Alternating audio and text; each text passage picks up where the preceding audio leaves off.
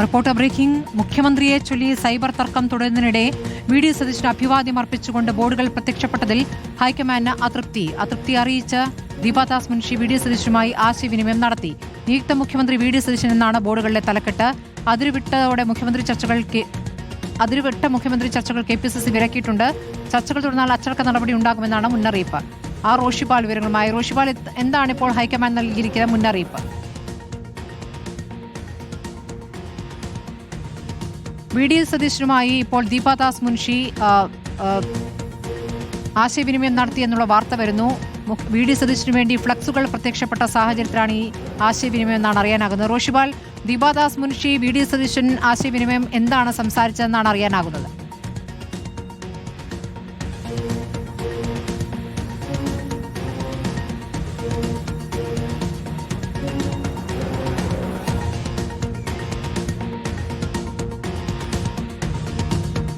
നേരത്തെ നേതാക്കൾ മുഖ്യമന്ത്രി സ്ഥാനത്തെ ചൊല്ലി നടത്തിയ പ്രതികരണങ്ങൾ, അതിൽ ഹൈക്കമാൻഡ് നേരത്തെ തന്നെ ഇടപെട്ടിരുന്നു. കഴിഞ്ഞ ദിവസം കെ.പി.സി.സിയും ഇത്തരം ചർച്ച വേണ്ട എന്ന കർശന നിർദ്ദേശം നൽകുകയുണ്ടായി.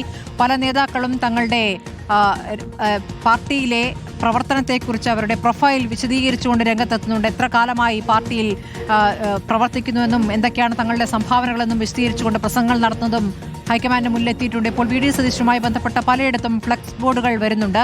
അതിലാണ് ഇപ്പോൾ ദീപാദാസ് മുൻഷിയും വി.ഡി. സതീശനുമായി ആശയവിനിമയം നടന്നത് എന്നുള്ള വിവരമാണ് പുറത്തേക്ക് വരുന്നത്. റോഷിപാൽ, കേൾക്കാമോ? ആലുവയിലും കണ്ണൂരിലും മലപ്പുറത്തും ഒക്കെ ഫ്ലക്സുകൾ പ്രത്യക്ഷപ്പെട്ടിട്ടുണ്ട്. ശരി, റോഷിപാൽ പറഞ്ഞോളൂ. സ്മൃതി, സംസ്ഥാനത്ത് കോൺഗ്രസിൽ മുഖ്യമന്ത്രി ചർച്ചകൾ അത് സൈബർ പോരിലേക്ക് മാറിയ സാഹചര്യമുണ്ട്. ആ ഘട്ടത്തിലാണ് കെ.പി.സി.സി ഇതിന് വിലക്ക് ഏർപ്പെടുത്തിയത്.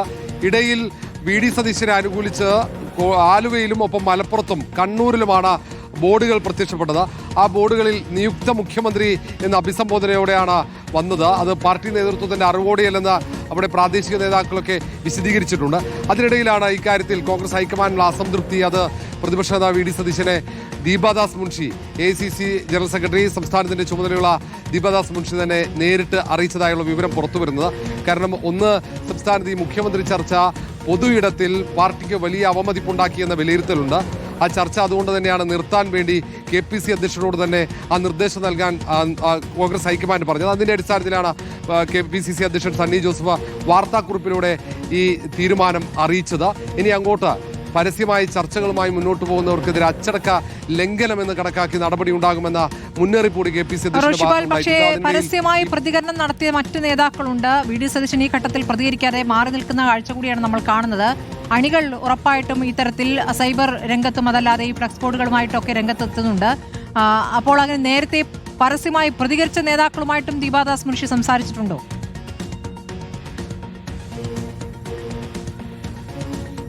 സ്മൃതി, നിലവിൽ ആ ബോർഡിൽ മാത്രമാണ് കോൺഗ്രസ് ഹൈക്കമാൻഡ് ഒരു ഇടപെടൽ ഇപ്പോൾ നടത്തിയതായി നമുക്കറിയാൻ കഴിയുന്നത്.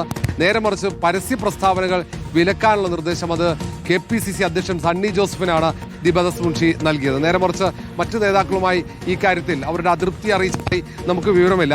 പക്ഷേ കോൺഗ്രസിന്റെ പല നേതാക്കളും പരസ്യമായി തന്നെ അഭിപ്രായ പ്രകടനം, അത് മുൻ കെ.പി.സി. അധ്യക്ഷൻ കെ. സുധാകരൻ ആദ്യമേ രമേശ് ചെന്നിത്തലയ്ക്ക് പിന്തുണ പ്രഖ്യാപിച്ചു. പിന്നീട് അത് കെ.സി. വേണുഗോപാലിന് പിന്തുണ മാറ്റി പ്രഖ്യാപിക്കുന്ന ഒരു സാഹചര്യമുണ്ട്. പല നേതാക്കളും അവരുടെ അഭിപ്രായ പ്രകടനം സാമൂഹ്യ മാധ്യമത്തിലൂടെ നടത്തുകയും ചെയ്തിരുന്നു. വ്യാപകമായ ക്യാമ്പയിൻ 3 നേതാക്കൾക്ക് വേണ്ടിയുമുണ്ട്. അത് പ്രതിപക്ഷ നേതാവ് വി.ഡി. സതീശന് വേണ്ടി മാത്രമല്ല, രമേശ് ചെന്നിത്തലയ്ക്ക് വേണ്ടിയും കെ.സി. വേണുഗോപാലിന് വേണ്ടിയും ക്യാമ്പയിൻ തുടരുന്നുണ്ട് സാമൂഹ്യ മാധ്യമത്തിൽ. ഇന്നലെയൊക്കെ കൊടിക്കുന്നിൽ സുരേഷിന് വേണ്ടി പോലും ക്യാമ്പയിന് തുടക്കമായിട്ടുണ്ട്. ആ ക്യാമ്പയിനൊക്കെ നിയന്ത്രിക്കാൻ നേതൃത്വത്തിന് കഴിയുന്നില്ല എന്നുള്ളതാണ്. ഇതിനിടയ്ക്കാണ് ഈ ഫ്ലെക്സ് ബോർഡുകൾ പ്രത്യക്ഷപ്പെട്ടിരിക്കുന്നത്. റോഷിപാലാണ് വിവരങ്ങൾ നൽകിയത്.